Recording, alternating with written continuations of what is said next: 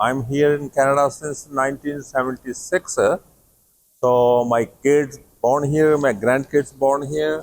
We are proud of that, and beautiful country. This is a not like a country; it's a heaven. It's a heaven, and we everybody enjoying. All people coming from a different nation, different countries.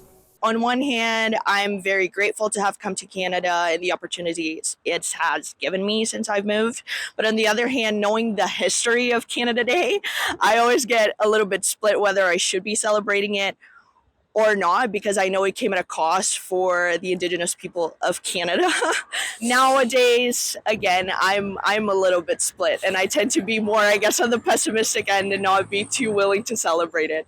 Well, Canada Day is always very special to me because I emigrated from Scotland. I was born and raised there, and I came over here in 1974.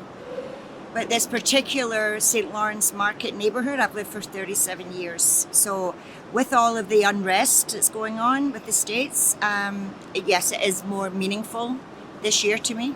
So I'll be celebrating it, maybe even just a little bit more than I usually do. I know. I think Canada is a very strong and sovereign nation. In the past, it's faced innumerable challenges, and we'll be fine. We'll be fine 10 years from now. We'll be fine in another 50 and 150 years from now. Canada is like the best country in the world, and always will be, no matter what anybody says. More united, more. I think we're all pulling together a lot more. It makes everybody think about it a little bit better, kind of take it for granted for a while, but the day he said 51st state, I went and bought another Canada flag.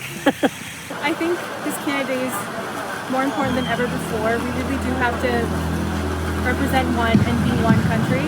I think this year Canada Day for me means celebrating everything, even the darker parts of Canada, and learning from those and celebrating the good parts. So yeah, I'm looking forward to it. Happy Canada Day, everybody.